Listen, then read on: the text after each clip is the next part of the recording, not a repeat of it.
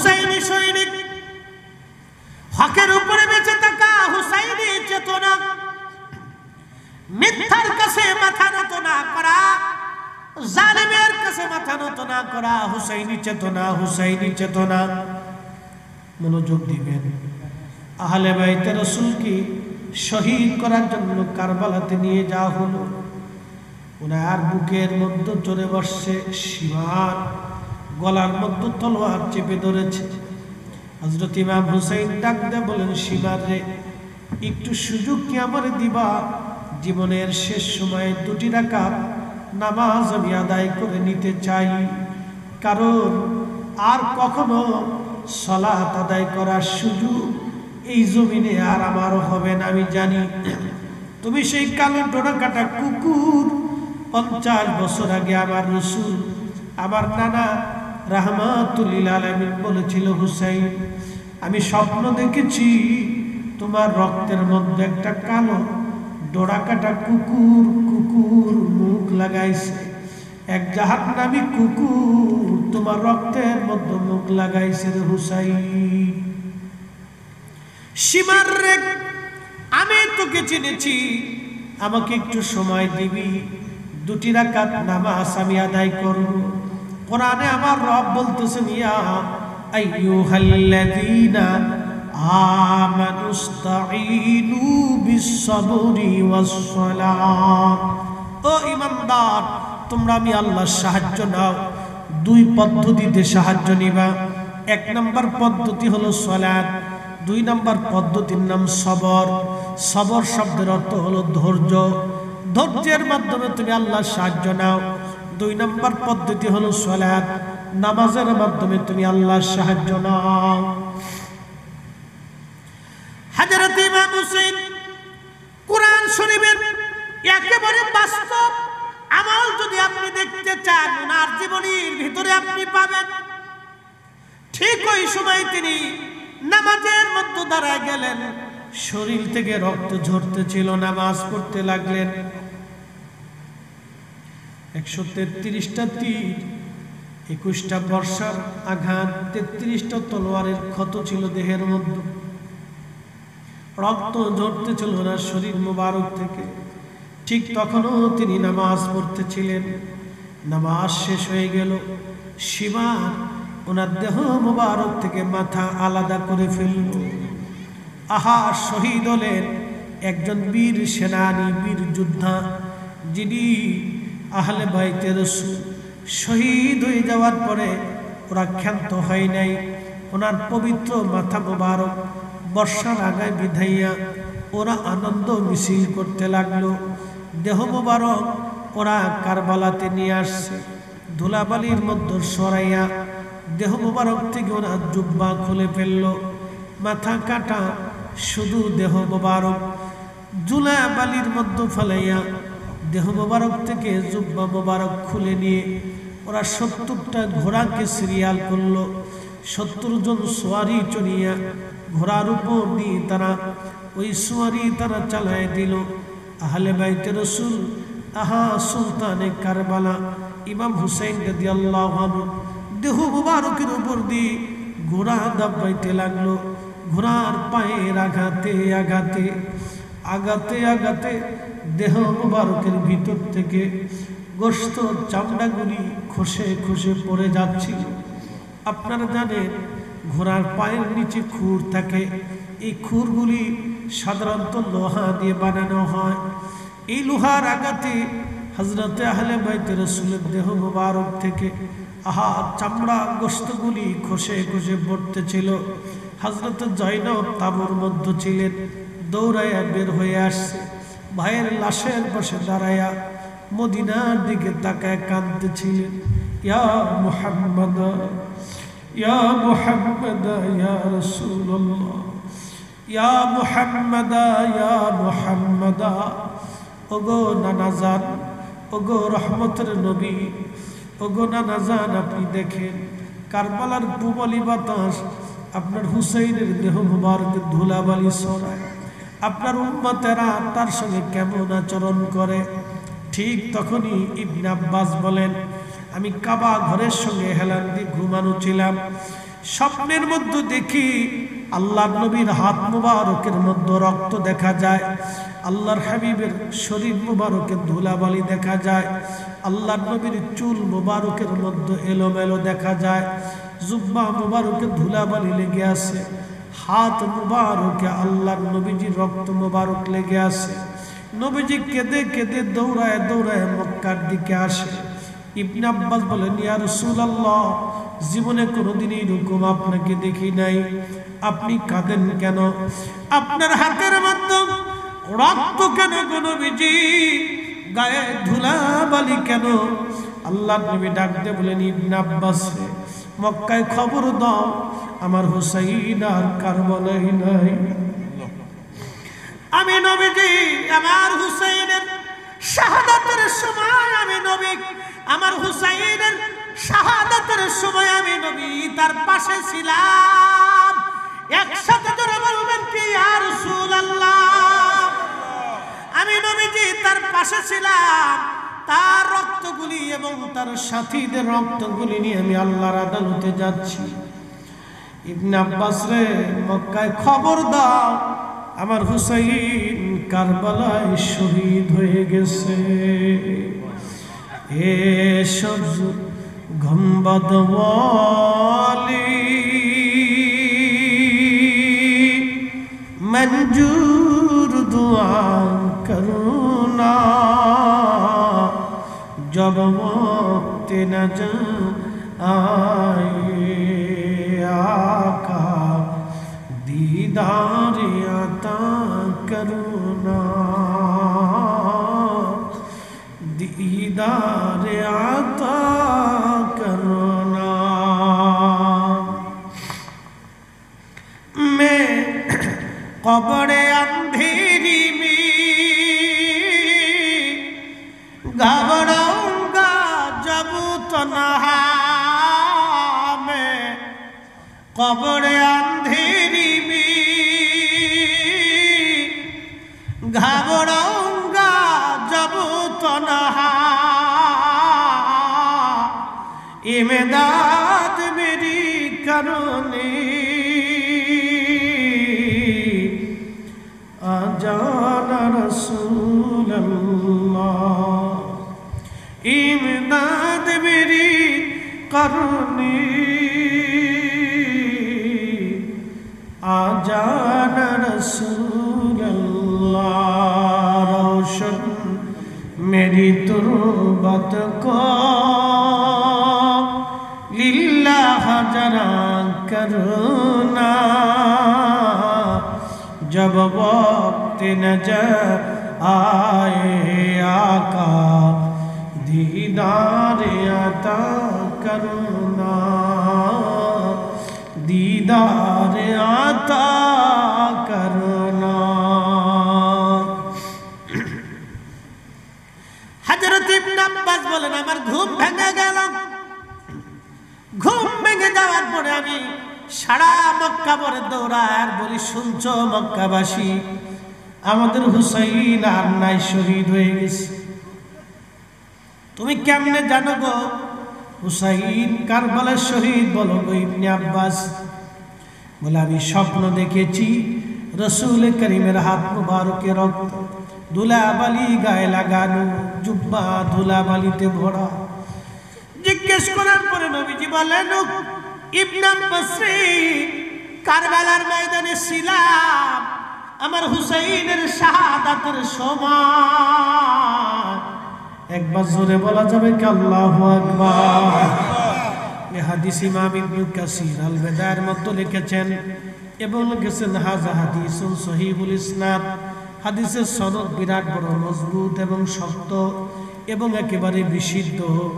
বিশুদ্ধ কথা থেকে জানতে পারলাম উম্মতের কঠিন মুহূর্তে ইন্তেকালের সময় আমার নবী রাহমাতুল লিল আলামিন আসতে পারে।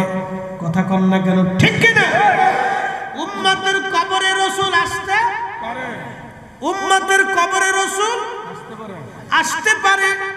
নেককার মানুষ যখন মারা যায় তখন অনেক নেককার ওলিরা রুহানি স্রোতে এসে ওই নেক বান্দার জানাজায় উপস্থিত হয়ে জানাজা মকবুল করায়। একসাথে বলবেন না মারহাবা। কবরের ভিতরে তার সওয়াল জবাব যদি সহজ হয়, আল্লাহ নবী রাহমাতুল লিল আলামিন কঠিন সময় আশিকদের কবরে আসতে পারে। একসাথে বলবেন না আল্লাহু আকবার। তাহলে আমাদের কাজ কি? দুনিয়ার থেকে বেশি বেশি অন্যায় করা নাকি বলেন? আমাদের কাজ হলো দুনিয়া থেকে আল্লাহ নবীকে খুশি করা। কথা বলেন ঠিক কিনা? সেটা সুন্নতের মাধ্যমে, দাড়ির মাধ্যমে, টুপির মাধ্যমে, পাগড়ির মাধ্যমে, জুব্বার মাধ্যমে, হক হালালের মাধ্যমে, মুস্কিয়াশির মাধ্যমে, সুন্নতের মাধ্যমে, গরিব মানুষকে দানের মাধ্যমে, অভুক্তকে খাওয়ানোর মাধ্যমে, অভাবীকে দেওয়ার মাধ্যমে, অসুস্থকে সেবা করার মাধ্যমে আমরা আল্লাহ নবীকে খুশি করতে পারি। কথা বলেন ঠিক কিনা? আচ্ছা, আমাদের সারা পৃথিবীতে বর্তমানে আপনি যদি দেখেন তাহলে উন্নত অর্থনৈতিকভাবে যারা বেশি উন্নত তাদের ভিতরে পশ্চিমারা, যেমন ইউরোপ, আমেরিকা, এই মহাদেশগুলি পৃথিবীতে বেশি উন্নত। তারা অর্থনৈতিকভাবে সমৃদ্ধশালী, রাজনৈতিকভাবে নিরাপত্তাজনিত। দেখেন আমাদের দেশের হাজার হাজার মুসলমান পুলিশ ঘুষ খায়, কিন্তু ও দেশের হাজার হাজার খ্রিস্টান পুলিশ 1 টাকা ঘুষ নেবে না। কি বুঝলেন আপনারা? আমাদের দেশের হাজার হাজার চাকরিজীবী, তারা সরকারি চাকরিজীবী অনেকেই আছে, বিভিন্ন জায়গায় মানে সম্মানিত স্থানে তারা আছে, কিন্তু তারা কি খায়? ঘুষ খায়। কিন্তু আপনি খ্রিস্টান দেশের হাজার হাজার সরকারি চাকরিজীবী ঘুষ খাবে না। তারা আপনি টাকা দিলেও, ঘুষ দিলেও, কোটি কোটি টাকা দিলেও তারা খাবে না। তারা তাদের দেশকে, তাদের নীতিকে ভালোবাসে। অথচ আমরা মুসলমান হইয়া আমরা ইসলামের নীতিকে ভালোবাসতে পারি নাই। কথা বলেন ঠিক কিনা? কিন্তু তারপরও আল্লাহ আমাদেরকে শ্রেষ্ঠত্ব দিয়েছে। একসাথে বলবেন আল্লাহু আকবার। কি দিয়েছেন? শ্রেষ্ঠত্ব। এখন আমাদের বাংলাদেশ থেকে ইউরোপে যাওয়ার জন্য ছেলেরা পাগল। টাকা জমা দিয়ে 30 লক্ষ, 25 লক্ষ, 20 লক্ষ টাকা খরচা করে সবাই ইউরোপে যেতে চায়। কারণ কি? ও দেশ উন্নত, অর্থনৈতিকভাবে উন্নত, সামাজিকভাবে উন্নত, রাষ্ট্রীয়ভাবে উন্নত, রাজনৈতিকভাবে উন্নত। বাংলাদেশের মতো 2 দিন পর পর কিলিকিলি লাগে না। কি কথা কর না কেন? দেশের পুলিশ এখন দুর্বল হয়েছে, চোরের সংখ্যা বেড়ে গেছে। আপনি ঠিক বললো ঠিক, না ঠিক বললো ঠিক। সারা দেশে মুরগি চুরি, জুতা চুরি, ছাগল চুরি, গরু চুরি, ডাকাতি এগুলি বেড়ে গেছে। পুলিশও দুর্বল হয়ে গেছে, বিশ্ব রোডে রিক্সা চলে। সমানে পেলে ট্রাকের লোকে রিক্সা চলতেছে। তাও কি রিক্সা জানেননি? অটো রিক্সা, ট্রাকের লোকে ভাল্লা দেয়। তাও কুমিল্লা, চট্টগ্রামের বিশ্ব রোডে অটোর লোকে রিক্সা, এই রিক্সার লোকে অটো রিক্সা, ট্রাকের লোকে পাল্লা দেয়। বুঝতে পারছেন? পুলিশ দুর্বল হয়ে গেছে। এই স্বাধীনতা পাইয়ে শেষ পর্যন্ত রিক্সা ও বিমানবন্দরে কবে জানি বিমান ল্যান্ডের জায়গায় রিক্সা চলে যায়, আল্লাহ জানে। বুঝতে পারছেন? এই জন্য একটা দুর্বল করলে আর একটা বাড়ে।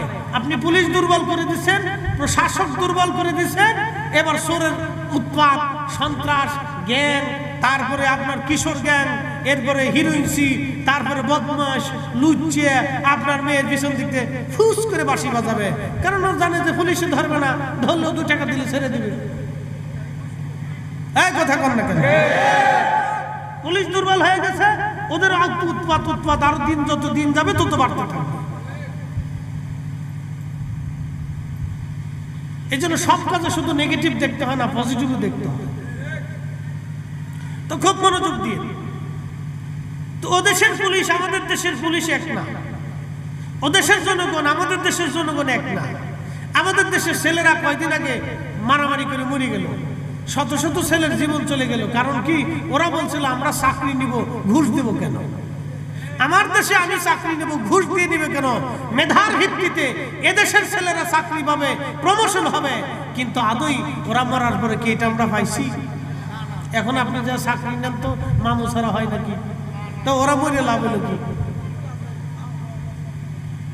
তো ওদের মরার লাভ হলো কি? ওদের রক্তের দাম দিলাম কি? ওদের জীবনের মূল্যায়ন হলো কি? এই জন্য ওদের জীবন মূল্যায়ন যদি করতে হয় তাহলে আল্লাহর কোরআন, রাসূলের সুন্নাহর কোনো বিকল্প নাই। কথা বলেন ঠিক না বেঠিক? এটার কোনো বিকল্প নাই। কথা বল না কেন? বিকল্প কখনোই নেই। কোরআন সুন্নাহর কোনো বিকল্প নাই। প্রিয় উপস্থিতি, রব্বুল আলামিন আমাদেরকে সর্বশ্রেষ্ঠত্ব দিলেন। কুনতুম খায়রা উম্মাতিন উখরিজাত লিন-নাসি তা'মুরুনা বিল মা'রুফি ওয়া তানহাউনা আনিল মুনকার। আমার আখির নবীর উম্মতেরা, তোমাদেরকে শ্রেষ্ঠত্ব দিলাম এই জন্যই তোমরা পৃথিবীতে দুইটা কাজ করবে। একটা কাজ ভালো মন্দির মানুষদেরকে ডাকবা, 2 নম্বর কাজ তোমরা খারাপ কাজ থেকে মানুষদেরকে ফিরাইয়া রাখবা। শ্রেষ্ঠত্ব আল্লাহ দিলেন। হযরত ঈসা রুহুল্লাহ মুজাহাতুল মাজলিসের মধ্যে একটা ঘটনা লেখা হয়েছে। ঈসা রুহুল্লাহ আলাইহিস সালাম একটা মস্ত বড় পাথরের পাশ দিয়ে যাচ্ছেন। বিরাট বড় পাহাড়। এই পাহাড়ের পাশ দিয়ে ঈসা নবী পাশ দিয়ে যাওয়ার সময় লক্ষ্য করলেন একটা সাদা ধবধবে মার্বেল পাথর পড়ে আছে, একবারে সাদা, চকচকে সাদা, দুধের মতো চকচকে সাদা পাথর।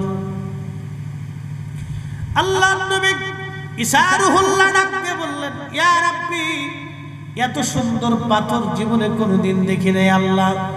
বাইরে এত সুন্দর, কিন্তু ভিতরে কি আছে আমি দেখতে চাই। আমার রব ডাকতে বলেন, ঈসা রে, তাহলে তোমার লাঠি দিয়ে পাথরের মধ্যে তুমি আঘাত করো। তুমি তোমার লাঠি দিয়ে পাথরের মধ্যে আঘাত করো।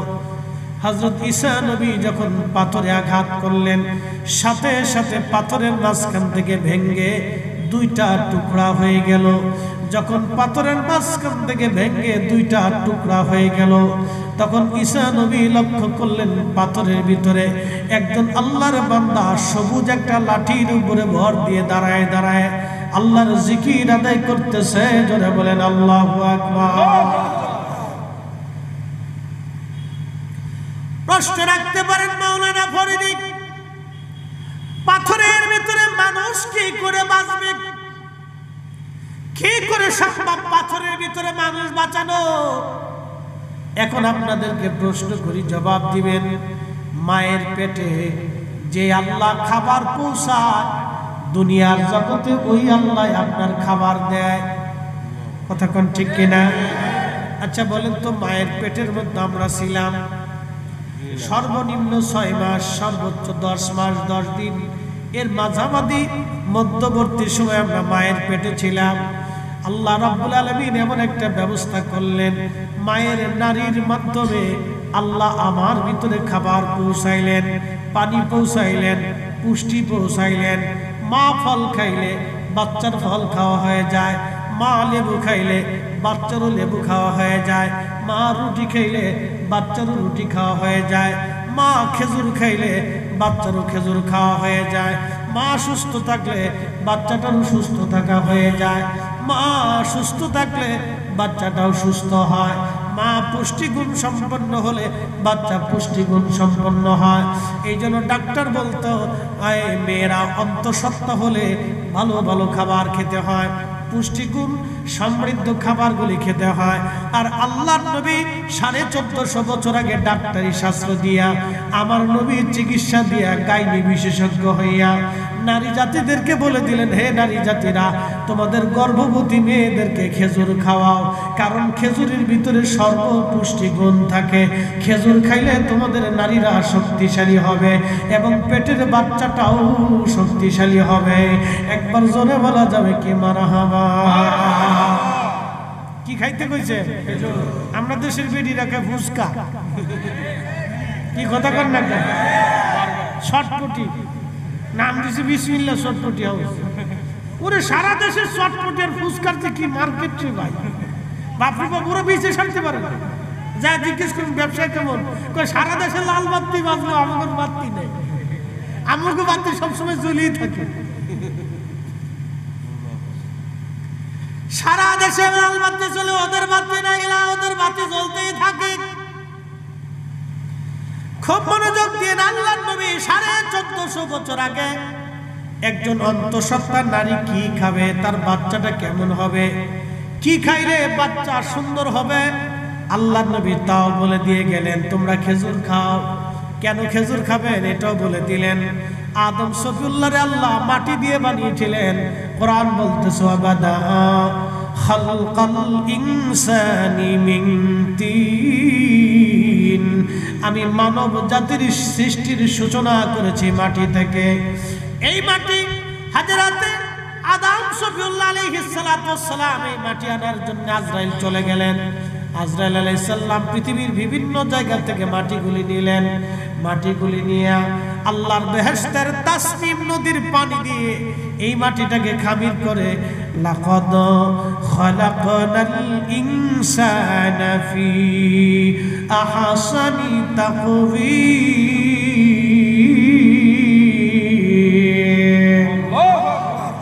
আল্লাহ সুন্দর দিয়ে চমৎকার সৌন্দর্য দিয়ে আমার রব মানুষ জাতি বানাইলেন। 4 রঙের মশলা দিয়া, 4 রঙের মশলা দিয়া যে কইরাছে তোর গঠন, 4 রঙের মশলা দিয়া। আগুন পানি মাটি বাতাস একই যোগে করিয়া প্রকাশ।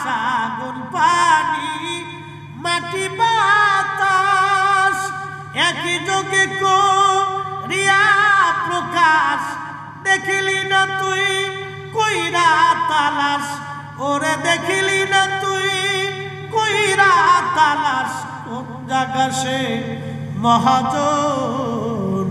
4 রঙের মশলা দিয়া যে কইরাছে তোর গঠন, 4 রঙের মশলা দিয়া। আগুন পানি মাটি বাতাস আব আতশ খাক বাদ। হুজুর গাউসে পাক মহিউদ্দিন আব্দুল কাদের জিলানী রাহিমাহুল্লাহ সিদরুল আসরারের মধ্যে লেখেন আব আতশ খাক বাদ 4টা পদার্থ দিয়ে আল্লাহ মানব জাতির বডি আল্লাহ নির্মাণ করলেন, কিন্তু সূচনা করলেন আল্লাহ মাটি দিয়া। ওয়াবাদা খালকাল ইনসানি মিন তিন, আমি মাটি থেকে মানব জাতির সৃষ্টির সূচনা করলাম। এরপরে পানি, এরপরে বাতাস, এরপরে আগুন। আল্লাহ 4টা পদার্থ দিয়ে মানব দেহ বডি তৈরি করলেন। এই বডির ভিতরে ইঞ্জিন রূহু নামক ইঞ্জিনটাকে আমার আল্লাহ ফিট করে দিলেন। তাও কতদিনে দেয় জানেননি? মার পেটের মধ্যে বাবা এবং মায়ের নির্গত নির্যাস 1 ফোঁটা পানি। কোরআন শরীফ আল্লাহ বললেন সুম্মা জাআলা নাসলাহু মিন সুলালাতিন মিন মাইন মাহিন, আমি মানুষের বংশ বিস্তার করলাম, ছেলে দিলাম, মেয়ে দিলাম, নাতি দিলাম, পুতি দিলাম, বাতিজা দিলাম, বাগিনা দিলাম, আত্মীয় দিলাম, প্রতিবেশী দিলাম, বংশ বিস্তার করলাম। মানব জাতির শরীর থেকে নির্গত একটু আবহাওয়ার পানি, এই পানি থেকে আল্লাহ মানব জাতি বানাইলেন। একবার জোরে বলা যাবে কি আল্লাহু আকবার। ধাবমান পানি থেকে আল্লাহ রাব্বুল আলামিন মানব জাতিকে সৃষ্টি করলেন। ধাবমান পানি বাবার বক্ষদেশ, পৃষ্ঠদেশ, মায়ের বক্ষদেশ থেকে অ্যাডজাস্ট করে মায়ের রেহেমের ভিতরে এক নিরাপদ আধারে আল্লাহ 40 দিন ডিফাইন করলেন সর্বপ্রথম। এরপরে আল্লাহ এটাকে রক্তপিণ্ড করলেন। খালাকাল ইনসানা মিন আলাক, আমি মানুষকে সৃষ্টি করেছি রক্তপিণ্ড থেকে। এরপরে আল্লাহ রক্তপিণ্ডটাকে আরো আল্লাহ 40 দিন ডিফাইন করলেন। এরপরে গোশতের টুকরো, এরপরে আল্লাহ আরো 40 দিন ডিফাইন করলেন।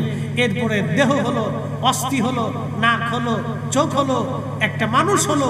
সেই সময় আল্লাহ 120 দিনের মাথাতে রূহের জগৎ থেকে আমাদের অরিজিনাল ইঞ্জিনটা যেটা আপনাদের সামনে কথা বলতেছে, যে আপনাদের সামনে নসিহত করতেছে, যে আপনাদেরকে কোরআন বুঝাচ্ছে, যে প্রধান অতিথি বক্তব্য দিয়েছে, যে পৃষ্ঠপোষক বসে আছে, যে সভাপতি বসে আছে, যে আপনার ডানে উপস্থিত, বামে উপস্থিত, পিছে উপস্থিত, সামনে উপস্থিত, 60 বছর আপনার সাথে স্ত্রী হয়ে আপনার সাথে একসাথে সংসার করলো, আপনার স্বামী হয়ে 40 বছর আপনার দিনা পানা অভাব অনটন ক্ষুধা যন্ত্রণা ভালোবাসা দিয়ে আপনাকে আগলে রাখলো, এই 40-60 বছর ধরে আপনার জীবনের সংসারের ডানে বামে বন্ধু হয়ে কাটিয়ে দিল, সেই লোকটা, তার ভিতরের লোকটাকে আমরা আজও পর্যন্ত দেখি নাই, কিন্তু বাহিরের সুরতটাকে দেখছি, ভিতরের সুরতটাকে আজও পর্যন্ত দেখি নাই, ভিতরের মনের ভাব আজও পর্যন্ত পরিপূর্ণ মতো বুঝতে পারি নাই।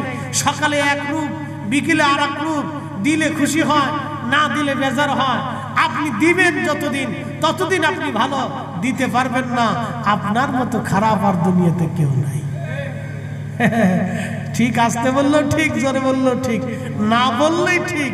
কারণ হলো আপনাদেরকে বলে দিয়ে যায়, যতদিন দিবেন ছেলে খুশি মেয়ে খুশি, দিতে পারবেন না, বৃদ্ধ হয়ে যাবেন, লাঠি হাতে নিবেন, অসুস্থ হবেন, ক্যান্সারে পড়ে যাবেন, আলসারে পড়ে যাবেন, এই আপনার কি বলে পক্ষঘাতে পড়ে যাবেন।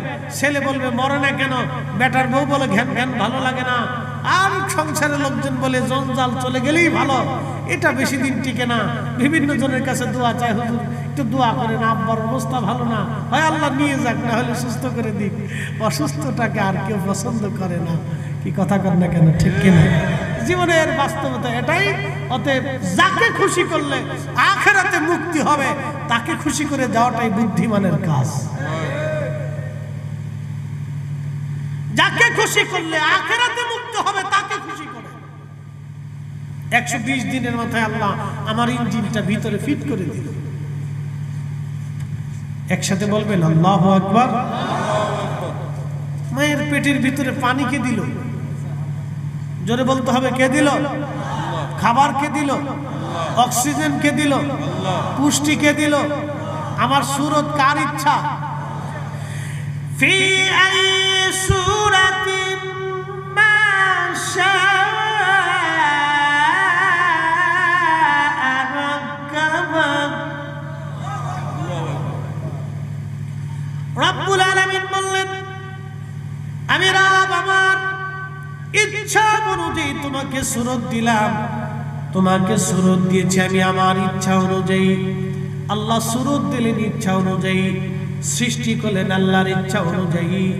আহা, 120 দিনের মাথায় রুহু নামক ইঞ্জিনটা আল্লাহ ফুঁকায় দিলেন। এখন প্রশ্ন করি, জবাব দিবেন, যে রব্বুল আলামিন মায়ের পেটে থাকতে আমার আপনার খাবার দিতে পারলো, দুনিয়ায় থাকতে সে আল্লাহ খাবার দেয় কি দেয় না? তারপরেও আমরা সুদ খাই, ঘুষ খাই। এক কথা কম জোরে বলে, অন্যের জমি মেরে খাই, অন্যের জিনিস খাইরে খাই। শুধু এই চিন্তা, বিদেশে যে নেয় দালাল, ও টাকা মারতে বললেই খুশি।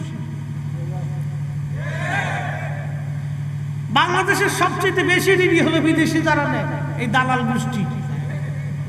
ও টাকা নিবে 100 জনের কাছ থেকে, বিদেশ পাঠাবে 50 জন, বাকি 50 জনের টাকা দিতে দিতে 50 বছর শেষ করে। এদিন দিবে, কালকে দিবে, পরের দিন দিবে, এই একটু দেয়, আর একটু দেয় না, আরেকটু দেয়, আরেকটু দেয় না। ওর তো পুরো সিটার আমি পৃথিবীতে দেখিনি, এত বড় সিটার আমি দুনিয়াতে দেখিনি। আন্তর্জাতিক মানে সিটার, কারে কই সিটার?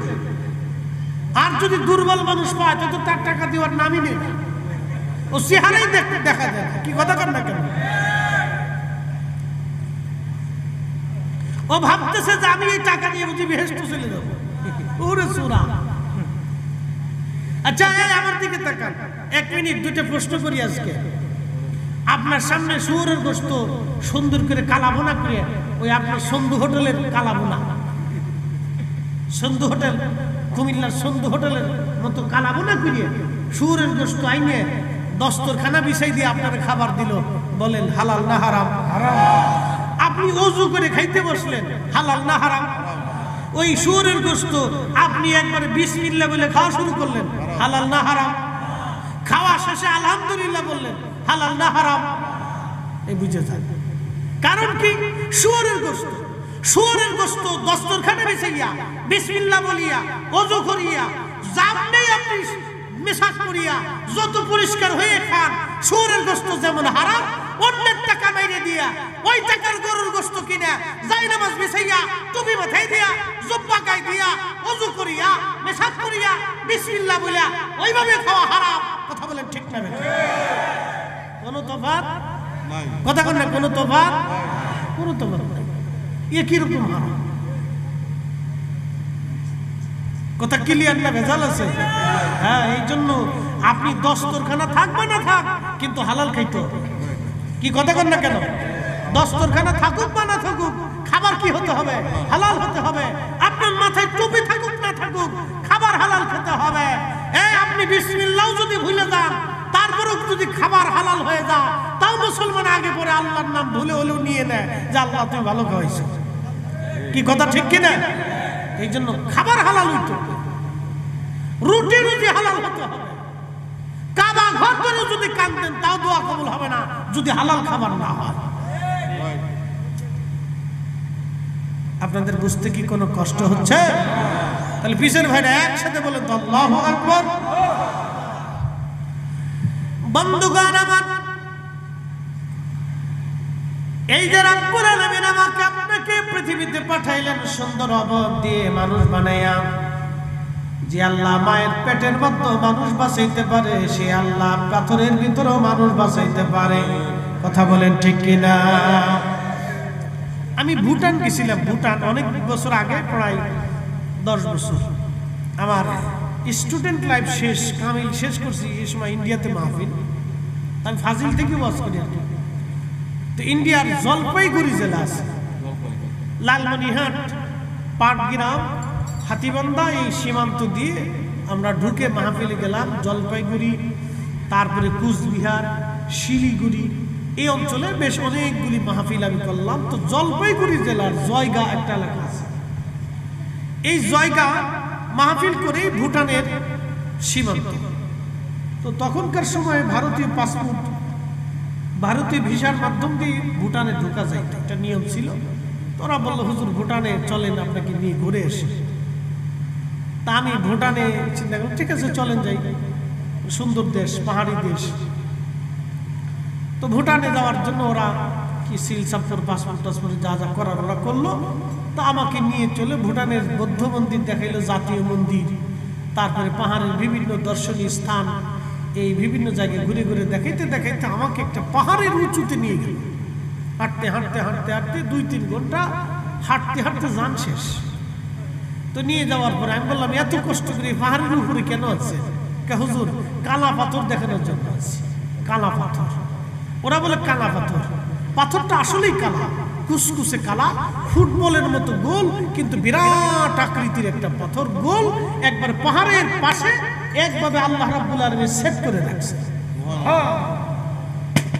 আমি পাথরের চারপাশে ঘুরতেছি, ঘুরে ঘুরে দেখতেছি।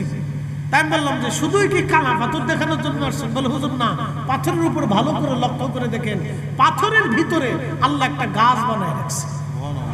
একসাথে বলবেন আল্লাহু আকবার। পাথরের ভিতরে গাছ। আমি দেখে আশ্চর্য হয়ে আমি বললাম আয় রব্বে করিম, পাথরের ভিতরে গাছ। তখন আমি তাদেরকে এই হাদিসের ওয়াজ শোনাইলাম যে ঈসা রুহুল্লাহ আলাইহিস সালাতু ওয়াস সালাম তিনি দেখতেছে পাথরের ভিতরে একজন আল্লাহর বান্দা আল্লাহ জিকির করতেছে। হযরত ঈসা নবী জিজ্ঞেস করলেন, ও হে আল্লাহর বান্দা, কতদিন তুমি ধরে পাথরের মধ্যে আল্লাহ জিকির করো? বলে 400 বছর ধরে আল্লাহ জিকির করি। বলে 400 বছর ধরে আল্লাহ জিকির করো তুমি, তুমি পাথরের মধ্যে খাও কি?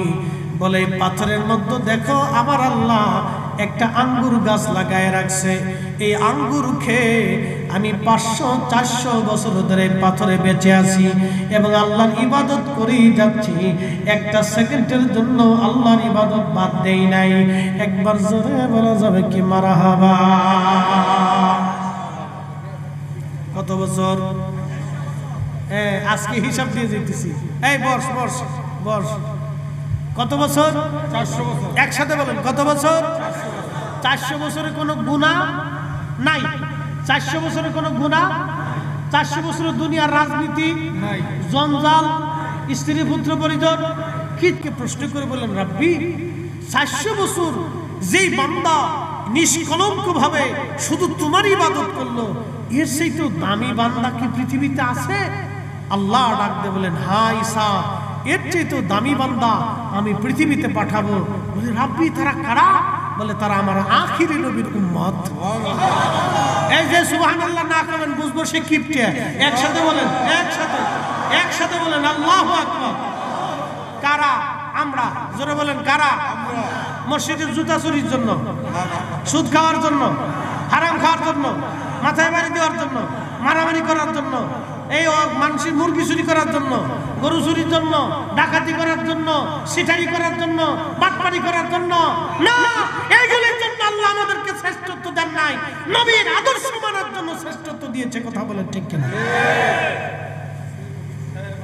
তো হযরত ঈসা আলাইহিস সালাতু ওয়াস সালাম বললেন, আল্লাহ 400 বছর ধরে বান্দা বিরামহীন ভাবে নিষ্কলঙ্ক ভাবে ইবাদত করতেছে, তার চেয়ে তো দামি হবে কি কারণে হবে?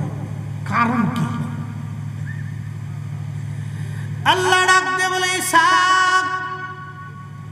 কারণ তোমাকে বুঝাই, আমার আখির নবীর উম্মতের ভিতরে এমন কিছু কিছু ফজিলত আমি আল্লাহ দিয়ে দেব। এমন কিছু রাত হবে, দিন হবে, এমন কিছু ফজিলত হবে যে এই বান্দার 400 বছরের ইবাদতের চাইতেও সেই ইবাদতগুলি এক মুহূর্তেও দামি হয়ে যাবে। জোরে বলেন মারহাবা। এখন আপনি প্রশ্ন করতে পারেন, ফরিদি হুজুর সেটা কেমন? আমি আপনাকে এখন দলিল দিয়ে দিচ্ছি। আগামীকাল কি বার? জোরে বলেন শুক্রবার। এটা তো বাংলায় বলছেন, আরবিতে কি? জুমা। আরবিতে কি? জুমা। এটার একটা হাদিসে আল্লাহ রাসূল বিশুদ্ধ হাদিসে বলেছেন, সাইয়্যিদুল আইয়াম, দিনের সরদার, শ্রেষ্ঠ দিনের একটা দিন। একসাথে বলবেন না মারহাবা। কালকে কি জুমা পড়া লাগবে না? জোরে বলেন না ইনশাআল্লাহ। কিন্তু আমাদের দেশে দুই ধরনের মুসল্লি। এক মুসল্লি আগে যায়, আর আরেক মুসল্লি সেন্টেড মাইরে ভাববু বইয়া ফিসে ফিসে ফিসে ফিসে কুত্তি কুত্তি যায়। আমাদের ফরিদপুরের ভাষায় মানে কুচাকুচি করতে করতে যায়, খুব দুর্বলতা, ঝিমিতে ঝিমিতে ঝিমিতে যায়। ইমাম সাহেব যখন খুতবা শুরু করবে তখন পিছনে চুপচাপ যে বসে থাকে, কোন রকম মরা মুরগির মতো নামাজ পড়ে, ঠুকুর ঠুকুর ঠুকুর ঠুকুর নামাজ পড়ে। ও চিন্তা করে বিরাট বড় বিপদে পড়ে গেছি, ওই বিপদ ছেড়ে দিয়ে মসজিদ থেকে বেরোয় বাকি দোয়া কালাম আর কিছু নেই, মসজিদ থেকে বেরোয় বাড়ি চলে আসছে। এরকম মুসল্লি আছে না? এটা সাপ্তাহিক মুসল্লি, সারা সপ্তাহে মসজিদে যাবে না, শুধু জুমার দিন যাবে। কি কথা কন না কেন? কোন দিন যাবে? শুধু জুমার দিনে মুসল্লি, আর কোনো ওয়াক্তে মুসল্লি নাই। এটা হলো সাপ্তাহিক মুসল্লি, বতরি মুসল্লি। এটা নাম দিছি বতরি মুসল্লি। সামনে আসবে রাজনৈতিক মুসল্লি। বলে হুজুর রাজনৈতিক মুসল্লি কি? নির্বাচন আসার পরে দেখবেন যে জীবনে নামাজ পড়ে নাই কেউ নামাজ পড়তেছে, ফ্যানটে টিস্যু ব্যবহার করে নাই, মুইতে সেলমেশিন স্টার্ট করিয়া সেন লাগাই দিছে, কেউ নামাজে হারাই গেছে। এটার নাম হলো রাজনৈতিক নামাজ। কি কথা কন না কেন? কি নামাজ? রাজনৈতিক নামাজ। এই রাজনৈতিক নামাজের অভাব হবে না, নির্বাচন খালি আসতে দেন। প্রিয় কুমিল্লার মুসলমান না ব্রাহ্মণবাড়িয়া, মুরাদনগর না, মুরাদনগরবাসী খুব মনোযোগ দিবেন। কালকে জুমার দিন আমি আপনাদেরকে শ্রেষ্ঠত্ব বলে দিয়ে যাই। সুনান তিরমিজিতে জুমার ফজিলত লিখতে যাইয়া আল্লাহর নবীর একখানা হাদিস, বিশুদ্ধ হাদিস ইমাম তিরমিজি লেখেন। আল্লাহর নবী বলেন, উম্মত রে, জুমার দিনে তোমরা যদি জুমার নামাজ আদায় করার জন্য কোরআনে আল্লাহ বলে দিয়েছেন, ইয়া আইয়ুহাল্লাযীনা আমানু ইযা নুদিয়া লিস-সালাতি মিন ইয়াউমিল জুমআ, যখন ইমানদার জুমার নামাজের জন্য আহ্বান করা হয়, আযান দেওয়া হয়, তখন তোমরা আর বসে থাকো না। ফাসআউ ইলা যিকরিল্লাহি ওয়া যারুল বাই', তোমরা তোমাদের ব্যবসা বাণিজ্য বাড়িঘর চিন্তা চেতনা যা কিছু আছে সব ছেড়ে দিয়ে তোমরা আল্লাহর জিকির আদায় করার জন্য, আল্লাহর স্মরণ করার জন্য জুমার নামাজে তোমরা মসজিদে চলে এসে যাও, আর দেরি করবে না। এই জন্য জুমার আজান হয়ে গেলে ব্যবসা বাণিজ্য কাজ বাজ যার যা কিছু আছে সব গুটায়া আল্লাহর ঘরের দিকে রওনা করাটা উচিত, নতুবা গুনাহের ভাগীদার হয়ে যাবেন। আল্লাহর নবী আরো বলে দিলেন, জুমার নামাজে তুমি যখন রওনা করবা, গোসল আসল করে পবিত্র হয়ে সুন্দর পোশাক পরে জুমার নামাজ পড়ার জন্য বের হয়ে গেলা। জুমার নামাজ পড়ার জন্য পায়ে হেঁটে হেঁটে হেঁটে হেঁটে তুমি মসজিদ আসবা, ইমাম সাহেবের কাছাকাছি এসে বসবা। ইমাম সাহেবের কাছাকাছি বসার পরে ইমাম সাহেবের খুতবা শুনবা, ধীরস্থিরতার সাথে আদবের সাথে মসজিদের মধ্যে বসে নামাজ আদায় করে তুমি আবার পায়ে হেঁটে হেঁটে হেঁটে হেঁটে বাড়ি চলে যাবা। শুধু এই আদবের সাথে ইখলাসের সাথে আল্লাহর সন্তুষ্টির জন্য তুমি জুমাতে আসলা আর গেলা, আসলা আর গেলা। আস্তে আস্তে আস্তে আস্তে পায়ে হেঁটে হেঁটে 400 কদম। কত কদম? জোরে বলে। এরকম আসে না অনেক মুসল্লি মসজিদ থেকে পায়ে হেঁটে গেলে 400 কদম আসে না? আছে। আমি 400 কদমের হিসাব ধরলাম, যেহেতু ওই লোক 400 বছর ধরে পাথরের ভিতরে নামাজ পড়তেছে, তো ওই লোকের থেকে আমাদেরকে আল্লাহ কেন শ্রেষ্ঠত্ব দিলেন? একটা ফজিলত থেকে বুঝে যান, বাকিটা বোঝার দরকার নাই, একটা বুঝে যান। পায়ে হেঁটে হেঁটে হেঁটে হেঁটে আপনি মসজিদে গেলেন, এক কদম এক কদম এক কদম এক কদম করে 400 কদম হলো। আল্লাহর নবী বলতেছেন, উম্মত শুধু জুমার নামাজে ইখলাসের সাথে তুমি হেঁটে হেঁটে গেছো, প্রত্যেক কদমে 1 বছরের নফল রোজা, প্রত্যেক কদমে 1 বছরের নফল রোজা, বিরামহীন মকবুলিয়াত নফল রোজা, এবং 1 বছরের 24 ঘন্টা ইবাদত করলে যেই পরিমাণের নেকি, ওই পরিমাণের নেকি প্রত্যেক কদমে 1 বছরের নেকি বান্দার আমল নামায় আল্লাহ দিয়ে দিবে। এরকম 400 কদম হলে 400 বছর, যদি ফিরে আসে আরো 400 কদম, তাহলে 800 বছর। খালি জুমার নামাজে যাবেন আর আসবেন, তাতে আপনার 800 বছরের নেকি হয়ে যাবে। একসাথে বলা যাবে আল্লাহু আকবার। কত বছর? যাইতে আসতে কত বছর? যদি 800 কদম দেন তাহলে কত হলো? 800 বছর। যদি এক যাইতে 800 আসতে 800, তাহলে 1600 কদম, তাহলে 1600 বছর। যদি 50 কদম দেন 50 বছর, আসতে যাইতে 100 বছর। 100 বছরের নফল নামাজ, যত কদম দিবেন তত কদমে তত বছরের নেকি হবে। তাহলে ঈসা আলাইহিস সালাম ডাক দিয়ে বলতেছেন, ইয়া রাব্বি, তাহলে আমার ওই নবীর উম্মত বানাই দেন। ওই নবীর উম্মত বানাই দেন। যারা বলেন ওই নবীর উম্মত বানাই দেন। ওই বেটা পাথরের ভিতরে 400 বছর ইবাদত করছে, আর আপনি শুধু জুমার দিনে মসজিদে যাবেন আর আসবেন, ইখলাসের সাথে পায়ে হেঁটে যাবেন আর আসবেন, কদমে কদমে 1 বছরের নেকি, বিরামহীন নফল রোজা সহ বিরামহীন ইবাদতের নেকি আপনার আমলনামাতে আল্লাহ লিখে দিবে। সে 400 বছর ধরে পাথর ইবাদত করছে, আর আল্লাহ আমাদের মসজিদে শুধু যাবেন আর আসবেন, তাতেই কদমে কদমে 1 বছরের নেকি লিখে দিবে। এটা আমাদের রাসূলের কারণে। কথা বলেন ঠিক না বেঠিক? এই জন্য আরবিতে একটা প্রবাদ আছে, শরফুল মাকিনা ও শরফুল মাকান, শরফুল মাকানি ও শরফুল মাকিন। কিছু জায়গার কারণে মানুষের দাম বাড়ে, কিছু মানুষের কারণে জায়গার দাম বাড়ে। আচ্ছা, আপনাদেরকে বলি, কারবালাতে ইমাম হুসাইন শহীদ হয়েছেন কিনা? আচ্ছা, কারবালায় মুসলমান কি জন্য যায়? হুসাইনের জন্য যায়। জোরে বলেন কার জন্য যায়? জোরে বলেন কার জন্য? মিশরের আল আজহার বিশ্ববিদ্যালয়ে ইমাম হুসাইন রাদিয়াল্লাহু আনহুর মাথা মুবারকের মাজার। পৃথিবীতে একজনের 2টা মাজার। পৃথিবীতে only 1% একজন ব্যক্তি তার 2টা মাজার আছে। তিনি একজন ইমাম হুসাইন।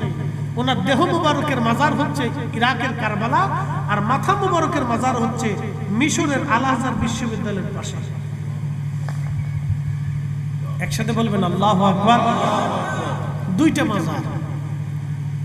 মিশরেও মানুষ যায়, কারবালাতেও মানুষ যায়, দুই জায়গায় জিয়ারত করে, একসাথে দুই জায়গায় ওনার জিয়ারত চলে। মিশরে ওনার মাথা থাকার কারণে মানুষ ওইখানে যায়, কারবালাতে দেহ থাকার কারণে মানুষ ওইখানে যায়।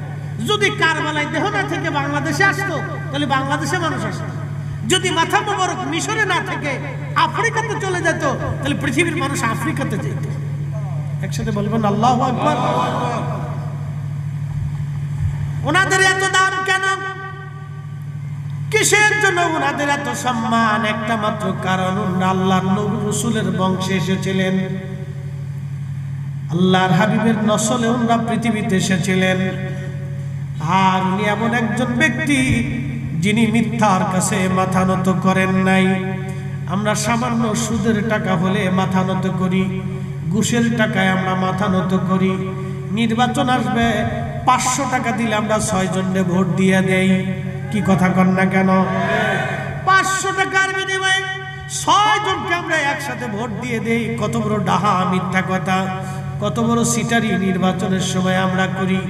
আমরা মুসলমান।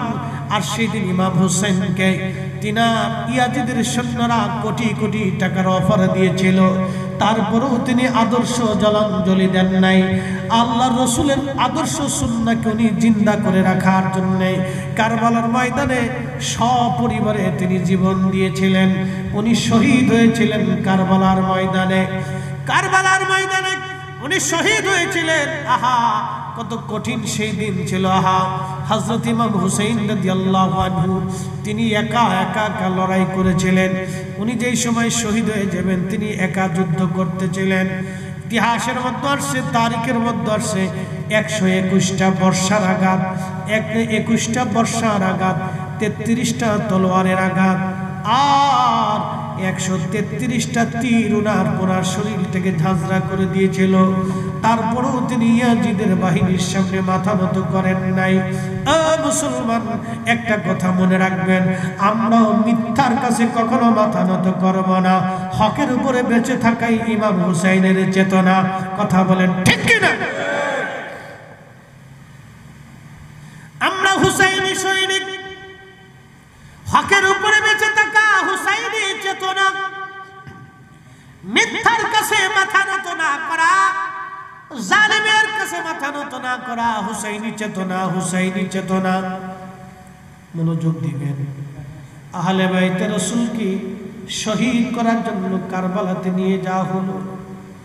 ওনার বুকের মধ্যে চড়ে বসছে সীমার, গলার মধ্যে তলোয়ার চেপে ধরেছে। হযরত ইমাম হুসাইন ডাক দিয়ে বলেন, সীমার রে, একটু সুযোগ কি আমার দিবা? জীবনের শেষ সময়ে 2 রাকাত নামাজ আমি আদায় করে নিতে চাই, কারণ আর কখনো সালাত আদায় করার সুযোগ এই জমিনে আর আমারও হবে না। আমি জানি তুমি সেই কালো ডোনা কাটা কুকুর। 50 বছর আগে আমার রাসূল, আমার নানা রাহমাতুল লিল আলামিন বলেছিল, হুসাইন, আমি স্বপ্ন দেখেছি তোমার রক্তের মধ্যে একটা কালো ডোরা কাটা কুকুর মুখ লাগাইছে। এক জাহান্নামী কুকুর তোমার রক্তের মধ্যে মুখ লাগাইছে রে হুসাইন। সীমার রে, আমি তোকে চিনেছি, আমাকে একটু সময় দিবি, 2 রাকাত নামাজ আমি আদায় করব। কোরআনে আমার রব বলতেছেন, ইয়া আইয়ুহাল্লাযীনা আমানুস্তাঈনু বিস-সাবরি ওয়াস-সালাহ। ও ঈমানদার, তোমরা আমি আল্লাহর সাহায্য নাও। 2 পদ্ধতিতে সাহায্য নিবা। 1 নম্বর পদ্ধতি হলো সালাত, 2 নম্বর পদ্ধতির নাম সবর। সবর শব্দের অর্থ হলো ধৈর্য। ধৈর্যের মাধ্যমে তুমি আল্লাহর সাহায্য নাও। 2 নম্বর পদ্ধতি হলো সালাত, নামাজের মাধ্যমে তুমি আল্লাহর সাহায্য নাও। হযরত ইমাম হুসাইন কুরআন শরীফের একেবারে বাস্তব আমল যদি আপনি দেখতে চান, ওনার জীবনীর ভিতরে আপনি পাবেন। ঠিক ওই সময় তিনি নামাজের মধ্যে দাঁড়ায় গেলেন, শরীর থেকে রক্ত ঝরতেছিল, নামাজ পড়তে লাগলেন। 133টা তীর 21টা বর্ষার আঘাত, 33টা তলোয়ারের ক্ষত ছিল দেহের মধ্যে, রক্ত ঝরতেছিল ওনার শরীর মুবারক থেকে। ঠিক তখনও তিনি নামাজ পড়তেছিলেন। নামাজ শেষ হয়ে গেল, সীমার ওনার দেহ মুবারক থেকে মাথা আলাদা করে ফেলল। আহা, শহীদ হলেন একজন বীর সেনানী, বীর যোদ্ধা, যিনি আহলে বাইতে রাসূল। শহীদ হয়ে যাওয়ার পরে ওরা ক্ষান্ত হয় নাই। ওনার পবিত্র মাথা মুবারক বর্ষার আগায় বিধাইয়া ওরা আনন্দ মিছিল করতে লাগলো। দেহ মুবারক ওরা কারবালাতে নিয়ে আসছে, ধুলাবালির মধ্যে সরাইয়া দেহ মুবারক থেকে ওরা জুব্বা খুলে ফেলল। মাথা কাটা, শুধু দেহ মুবারক ধুলাবালির মধ্যে ফেলাইয়া দেহ মুবারক থেকে জুব্বা মুবারক খুলে নিয়ে ওরা 70টা ঘোড়াকে সিরিয়াল করলো। 70 জন সোয়ারি চড়িয়া ঘোড়ার উপর দিয়ে তারা ওই সোয়ারি তারা চালায় দিল। আহলে বাইতে রাসূল, আহা সুলতানে কারবালা ইমাম হুসাইন রাদিয়াল্লাহু আনহু দেহ মুবারকের উপর দিয়ে ঘোড়া দাবাইতে লাগলো। ঘোড়ার পায়ের আঘাতে আঘাতে আঘাতে আঘাতে দেহ মুবারকের ভিতর থেকে গোশত চামড়াগুলি খসে খসে পড়ে যাচ্ছিল। আপনারা জানেন ঘোড়ার পায়ের নিচে খুর থাকে, এই খুরগুলি সাধারণত লোহা দিয়ে বানানো হয়। এই লোহার আঘাতে হযরতে আহলে বাইতে রাসূলের দেহ মুবারক থেকে আহা চামড়া গোশতগুলি খসে খসে পড়তেছিল। হযরতে জয়নব তাঁবুর মধ্যে ছিলেন, দৌড়াইয়া বের হয়ে আসছে।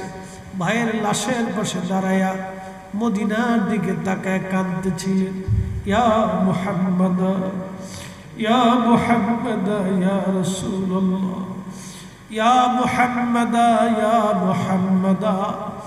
ওগো নানাজান, ওগো রহমতের নবী, ওগো নানাজান, আপনি দেখেন কারবালার পুবলি বাতাস আপনার হুসাইনের দেহ মুবারক ধুলাবালি ছড়ায়।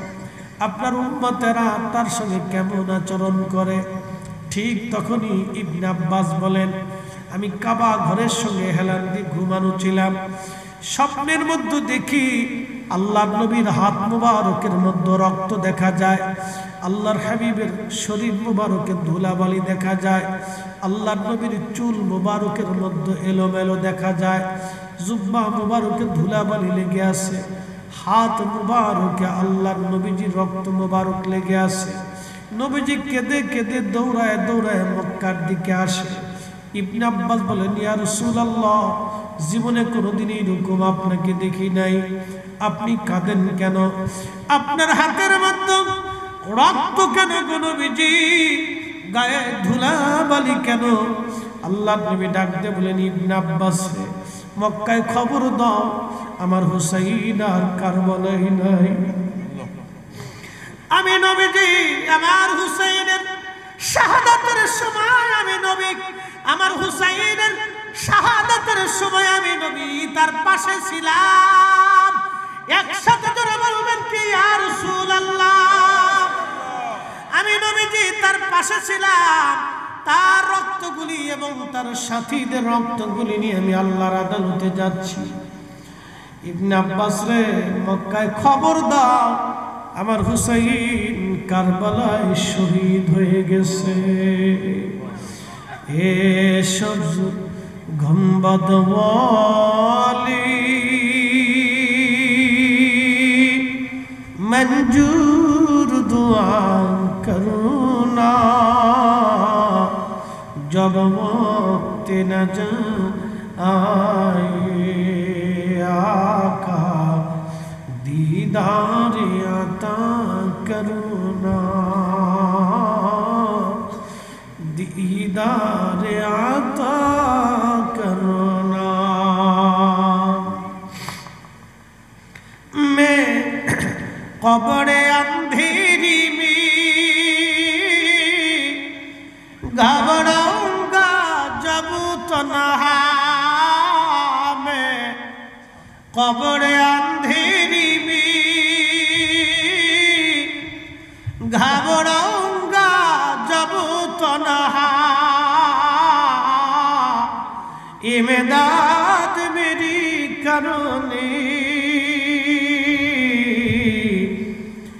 আজানা রাসূলুল্লাহ ইমদাদ মেরি কারণে আজানা রাসূলুল্লাহ রোशन मेरी तुरबत को लिल्लाह जरा करना जब वक्त नजर आए आका दीदार अता करना दीदार अता करना। হযরত ইবনে আব্বাস বলেন আমার ঘুম ভেঙে গেল। ঘুম ভেঙে যাওয়ার পরে আমি সারা মক্কা ভরে দৌড়াই আর বলি শুনছো মক্কাবাসী, আমাদের হুসাইন আর নাই, শহীদ হয়ে গেছে। তুমি কেমনে জানো গো হুসাইন কারবালার শহীদ? বলো গো ইবনে আব্বাস। বলে আমি স্বপ্ন দেখেছি রাসূল করিমের হাত মুবারকে রক্ত, ধুলাবালি গায়ে লাগানো, জুব্বা ধুলাবালিতে ভরা। জিজ্ঞেস করার পরে নবীজি বলেন ইবনে আব্বাস রে, কারবালার ময়দানে ছিলাম আমার হুসাইনের শাহাদাতের সময়। একবার জোরে বলা যাবে কি আল্লাহু আকবার? এই হাদিস ইমাম ইবনে কাসির আল বেদায়ের মধ্যে লিখেছেন এবং লিখেছেন হাযা হাদিসুন সহিহুল ইসনাদ। হাদিসের সনদ বিরাট বড় মজবুত এবং শক্ত এবং একেবারে বিশুদ্ধ। বিশুদ্ধ কথা থেকে জানতে পারলাম উম্মতের কঠিন মুহূর্তে ইন্তেকালের সময় আমার নবী রাহমাতুল লিল আলামিন আসতে পারে। কথা কন না কেন? ঠিক কি না? উম্মতের কবরে রাসূল আসতে পারে, উম্মতের কবরে রাসূল আসতে পারে। নেককার মানুষ যখন মারা যায় তখন অনেক নেককার ওলিরা রুহানি সুরতে এসে ওই নেক বান্দার জানাজায় উপস্থিত হয়ে জানাজা মকবুল করায়। একসাথে বলবেন না মারহাবা? কবরের ভিতরে তার সওয়াল জবাব যদি সহজ হয়, আল্লাহ নবী রাহমাতুল লিল আলামিন কঠিন সময়ে আশিকদের কবরে আসতে পারে। একসাথে বলবেন না আল্লাহু আকবার? তাহলে আমাদের কাজ কি? দুনিয়ার থেকে বেশি বেশি অন্যায় করা নাকি বলেন? আমাদের কাজ হলো দুনিয়া থেকে আল্লাহর নবীকে খুশি করা। কথা বলেন ঠিক কিনা?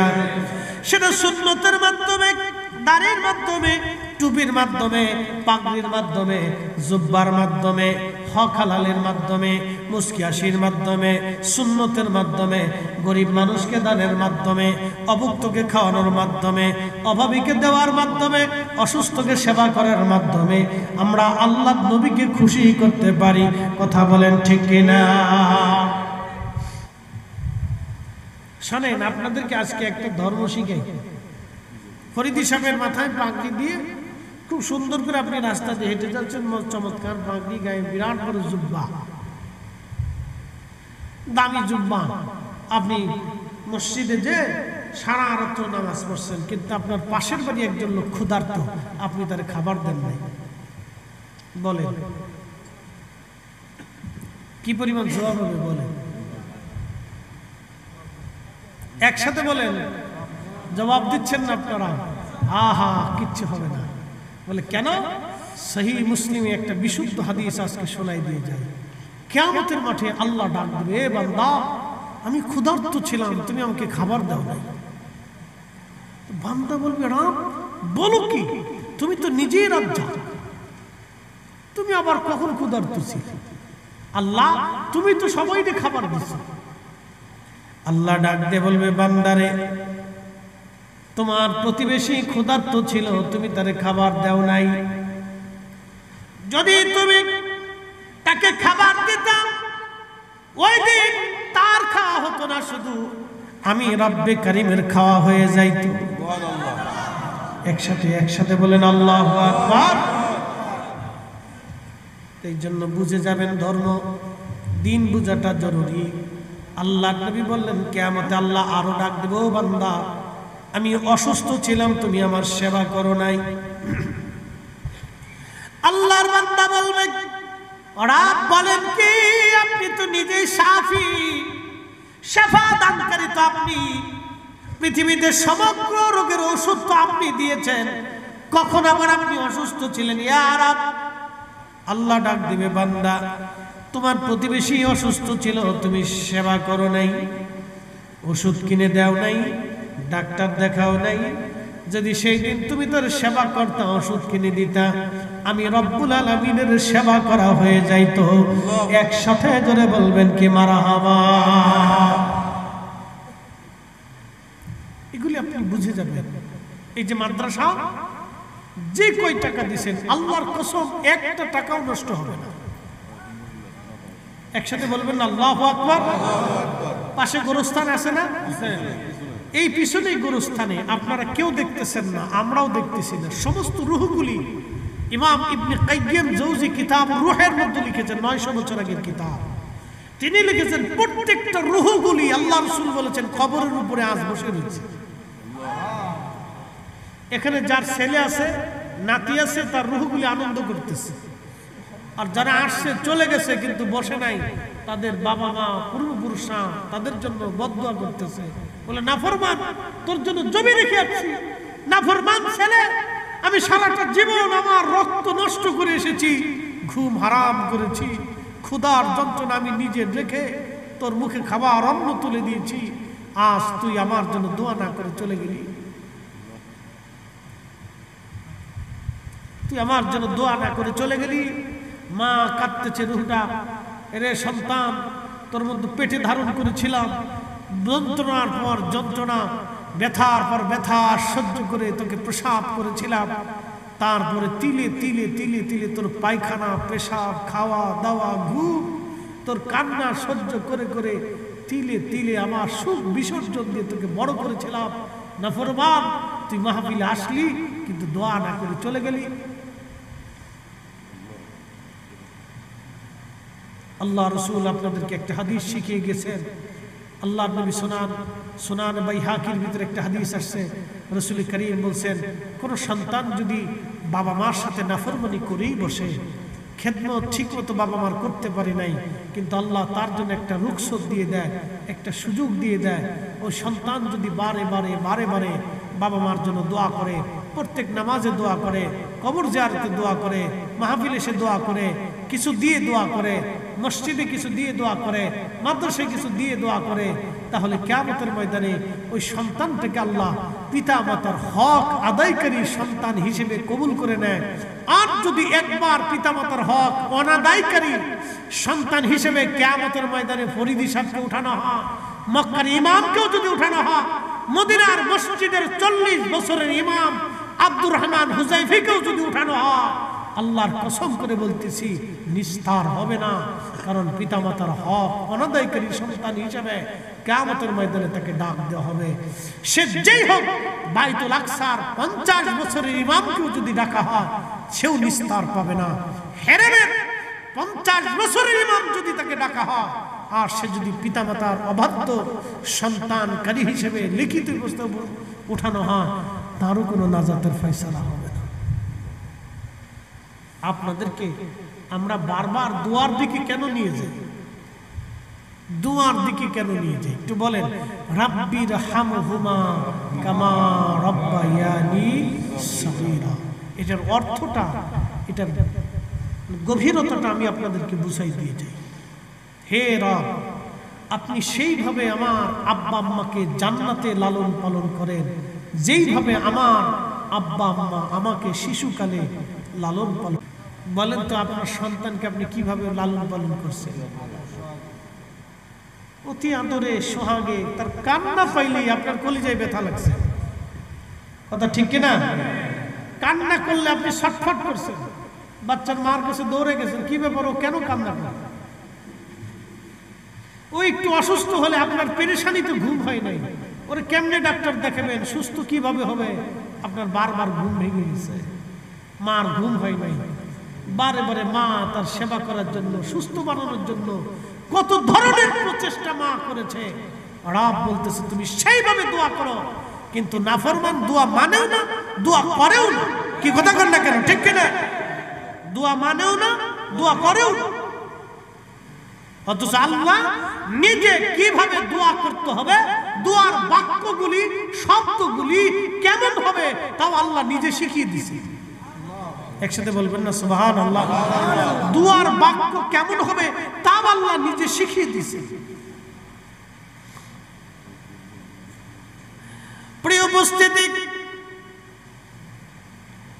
এই যে রূহগুলি বিরাট বড় আনন্দিত হয়ে আজ কবরের উপরে বসে বসে তারা প্রতীক্ষায় আছে, সন্তান আজ আমার জন্য দোয়া করবে। মাদ্রাসায় আপনি টাকা দিয়েছেন, কেউ মার কথা মনে করে, বাবার কথা মনে করে দিয়েছেন। আল্লাহর কসম করে বলি, একটা টাকা আপনার নষ্ট হয় নাই। বলে কেন? একটা ঘটনা আজ আমি আপনাদেরকে শোনাই। বিশ্ববিখ্যাত একজন বাদশা ছিলেন, তার নাম সুলতান মাহমুদ গজনবী রহমতুল্লাহ আলাইহি। সুলতান মাহমুদ গজনবী, ওনার অভ্যাস ছিল, আদত ছিল খোলাফায়ে রাশিদিনের মতো। উনি রাতের আধারে ঘুরে ঘুরে ঘুরে ঘুরে দেখতেন প্রজারা কে খায় কে খায় না, কে ঘুমায় কে ঘুমায় না। উনি ঘুরে ঘুরে ঘুরে ঘুরে দেখতেন। একদিন রাত্রিবেলা ওনার একটা মশাল ছিল, একটা চেরাগ ছিল। ওই চেরাগের ডাঁটি বা চেরাগটা স্বর্ণ দিয়ে বানানো ছিল। ওই মশালের হাতল স্বর্ণ দিয়ে বানানো, বড় চমৎকার। উনি রাজপ্রাসাদ থেকে, ওনার নিজের বেডরুম থেকে ওই মশালটা হাতে করে নিয়ে উনি বাজারের মধ্যে প্রবেশ করলেন। বাজারের মধ্যে ঢুকার পরে তিনি লক্ষ্য করলেন একজন দোকানদারের ছোট্ট একটা চেরাগ প্রদীপ মিটু মিটু করে জ্বলতেছে। ওই চেরাগের পাশে বসে বসে একটা তলবে আলেম কোরআন পড়তেছে। সুলতান মাহমুদ গজনবী যা জিজ্ঞেস করলেন, বেটারে তোমার কি কোনো প্রদীপ নাই? তুমি দোকানের পাশে বসে বসে কেন কিতাব পড়ো? ছেলেটা বলল, হুজুর আমি মাদ্রাসায় পড়ি, কিন্তু আমি গরিব মানুষ, আমি এতিম, আমার বাবাও নাই মাও নাই, আমি এই মাদ্রাসায় পড়ি, কিন্তু চেরাগদানি কেনার মতো কোনো অর্থ করি আমার নাই। আমি ব্যবসায়িকের দোকানের চেরাগের প্রদীপে বসে বসে আমি কিতাব পড়ি। তখন সুলতান মাহমুদ গজনবীর চিন্তা এসে গেল, হায় হায়, আমি স্বর্ণের প্রদীপ হাতে নিয়ে আমি সুলতান মাহমুদ গজনবী রাজপ্রাসাদে ঘুমাই, আমার স্বর্ণের প্রদীপ হয়ে গেল, আমি পথ চলি স্বর্ণের প্রদীপ দিয়া। কিন্তু আল্লাহরে বান্দা, ছোট্ট তলবে আলেম, আজকে প্রদীপ কেনার মতো পয়সা তার হাতে নাই। আল্লাহর নবী যদি কিয়ামতের মাঠে আমাকে জিজ্ঞেস করে, সুলতান মাহমুদ, আমার তলবে আলেম চেরাগের আলো পেল না, আর তুমি স্বর্ণের প্রদীপ নিয়ে রাজপ্রাসাদে আলো দেখলা, আলো দিলা, কিন্তু আমার তলবে আলেম বিনা আলোতে অন্যের আলো হাওলাত করে সে কিতাব পড়ছে, জবাব আজকে দিয়ে যাও, কেন আমার তলবে আলেম সেই দিন কষ্ট করেছিল? কারণ কি? তুমি বাদশা কেন খোঁজ নেও নাই? আমি সুলতান মাহমুদ গজনবী রসুলের সামনে কোন চেহারা নিয়ে কিয়ামতের ময়দানে দাঁড়াবো? একসাথে বলবেন আল্লাহু আকবার। শাসক গোষ্ঠী তো এরকম হওয়ার দরকার, কথা ঠিক কিনা? শাসকরা এইরকম হওয়ার দরকার। আল্লাহ রাসূল বলেছেন, সুলতানু জিল্লুল্লাহি ফিল আরদ, শাসক গোষ্ঠীরা হচ্ছে জমিনে আল্লাহর ছায়া। আল্লাহ যেমন সবাইকে ছায়া দেয়, শাসকরা এরকম সবাইকে ছায়া দেয়। একসাথে বললেন না মারহাবা? শাসকরা আল্লাহ সবাইকে ছায়া দেয় না? সবাই আল্লাহ ছায়া দেয়। আচ্ছা, হিন্দু খাবার দেয় কে? একসাথে বলবেন, কে দেয়? আচ্ছা, এই খ্রিস্টান খাবার কে দেয়? ইহুদি, বৌদ্ধ, শিখ, নাসারা, অন্য ধর্ম যে ধর্ম মানে না, তাদেরকে কে খাবার দেয়? তো তাদেরকে যদি আল্লাহ খাবার দেয়, তাহলে শাসকরাও তাদেরকে খাবার দিতে হবে, ঠিক কিনা? শাসকরা তাকে নিরাপত্তা দিতে হবে, শাসকরাও তার সুযোগ সুবিধা দেখতে হবে। সব ধর্মের মতের মানুষ সবাইকে শাসকরা নিরাপত্তা দিবে। শুনে নেন, এই জন্য আল্লাহ রাসূল বলছেন, উম্মাত তোমরা সরো, শাসক গোষ্ঠী হচ্ছে আল্লাহর জমিনে আল্লাহর ছায়া। আল্লাহ যেমন সবাইকে ছায়া দিয়ে রাখে, সবাইকে নিরাপত্তা দেয়, সবাইকে দান করে, সবার সুস্থতা দেয়, আল্লাহ সবাইকে নিরাপত্তা দেয়। আল্লাহ সবার কথাই শুনে। হিন্দু কানলেও হিন্দুর কথা আল্লাহ শুনে। কি কথা কর না কেন, শোনে না? হিন্দুটারও আল্লাহ দেয়, বৌদ্ধরেও আল্লাহ দেয়, খ্রিস্টানরাও আল্লাহ খাওয়ায়, আমরারও আল্লাহ দেয়। কি কথা কর না কেন, দেয় না? তো শাসকরাও সবাই রে ওইরকম নিরাপত্তা দেবে।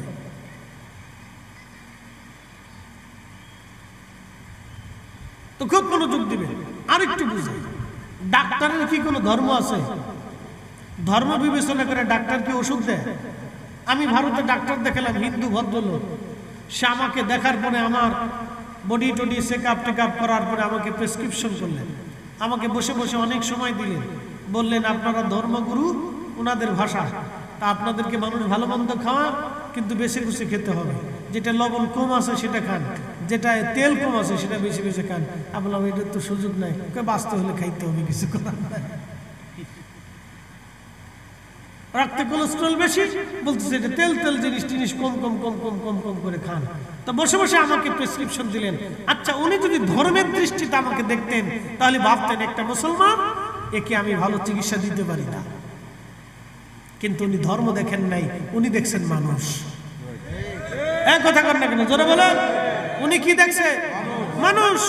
বাংলাদেশের ধর্মীয় ইসলামের কোন মুসলমান ডাক্তারের কাছে যদি হিন্দু যায়, তাহলে বলেন উনি কি হিন্দুকে হিন্দু দেখে চিকিৎসা করা? কি দেখে করা? মানুষ দেখে চিকিৎসা করা। উনি মানুষ দেখে চিকিৎসা করা। এই জন্য ডাক্তার যেরকম চিকিৎসা দেয় মানুষ দেখে, রাষ্ট্র চলবে এরকম মানুষ দেখে। রাষ্ট্রের যিনি প্রধান থাকবে তিনি সব মানুষের নিরাপত্তার ব্যবস্থা করবে। দলে মতে তার বেদলে দলে তার ভিন্ন মতের সবাইকে সে নিরাপত্তা দিবে। কথা বলেন ঠিক না বেটে? সবাইকে যে সমান চোখে দেখতে পারবে সে হলো অরিজিনাল সুলতানু জিল্লুল্লাহি ফিল আরদ। সে জমিনের অরিজিনাল শাসক। প্রিয় উপস্থিতি, খুব মনোযোগ দিবেন। সুলতান মাহমুদ গজনবী রাহমাতুল্লাহ আলাইহি, আল্লাহু আকবার, তিনি কেঁদে ফেললেন। ওই স্বর্ণের প্রদীপখানা হাতে দিয়ে বললেন, বেটারে, আমি তোমার এই প্রদীপটা দিলাম, আজকে থেকে এই প্রদীপের আলো দিয়ে তুমি কিতাব পড়বা। ছেলেটা খুশি মনে স্বর্ণের প্রদীপ নিয়ে চলে গেল। সুলতান মাহমুদ তিনি প্রাসাদে ফিরে আসলেন। বর্তমান এই যে আফগানিস্তানের গজনি, কাবুলের গজনি, আফগানিস্তানের রাজধানীর নাম কাবুল। কাবুলের একটা এলাকা নাম আছে গজনি। এই গজনিকে কেন্দ্র করেছিল গজনি সাম্রাজ্য। বিরাট বড় সাম্রাজ্যের অধিপতি ছিলেন সুলতান মাহমুদ গজনবী। আফগানিস্তানের শাসক ছিলেন তিনি। শুধু আফগানিস্তান না, উজবেকিস্তান, তাজিকিস্তান, তুর্কমেনিস্তান, ইরান, পাকিস্তানের বিরাট একটা অংশ মিলে তিনি ছিলেন সাম্রাজ্যের অধিপতি, বিরাট বড় বাদশাহ। আল্লাহু আকবার। এত বড় বাদশাহ রাত্রিবেলা যায় তিনি প্রাসাদে ঘুমিয়ে পড়লেন। স্বপ্ন দেখতেছে রে, রাহমাতুল লিল আলামিন তার ঘরে তশরিফ এনেছে।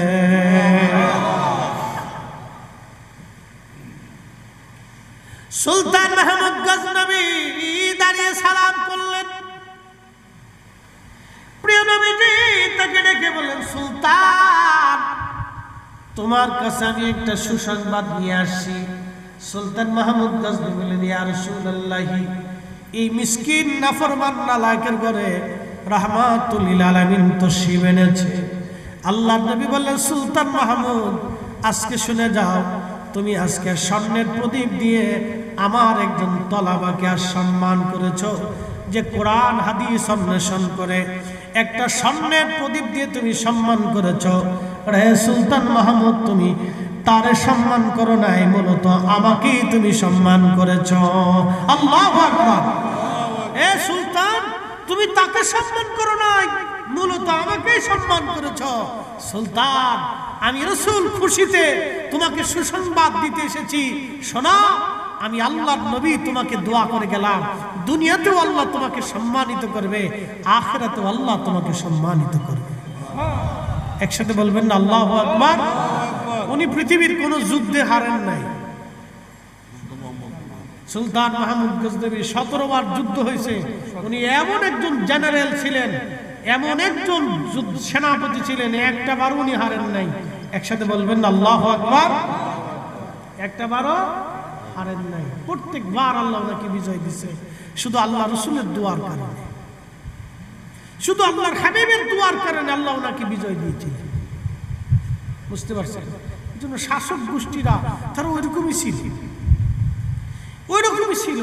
তারা মানুষদের ন্যায়কে প্রতিষ্ঠিত করছেন। তাহলে বলেন আজকে যারা মাদ্রাসায় দিচ্ছেন লাভ হয়েছে না লস হয়েছে? হ্যাঁ, আপনার 1 টাকাও নষ্ট হয় না। আল্লাহর কসম করে বলি, জীবনের বহু টাকা নষ্ট হতে পারে, জীবনের অনেক টাকা নষ্ট হতে পারে, অনেক টাকা অর্থবিত্ত ধ্বংস হয়ে যেতে পারে, কিন্তু এই মাদ্রাসা দেওয়ার 1 টাকাও আপনার নষ্ট হবে না। কোরআনে আল্লাহ কি বলতেছেন এবার এসব কোরআন থেকে বুঝে যাই। আচ্ছা বলেন তো, আমাদেরকে রিজিক কে দিছে? আল্লাহ। ভিখারিকে রিজিক কে দেয়? আল্লাহ। হ্যাঁ, সে ভিক্ষা করে খায়, কিন্তু তারও রিজিক আল্লাহ দেয়। আমার এই আজকের প্রধান অতিথিবর্গ যারা আছেন, সভাপতি এবং উপদেষ্টা, পৃষ্ঠপোষক, মেহমান যারা আছেন,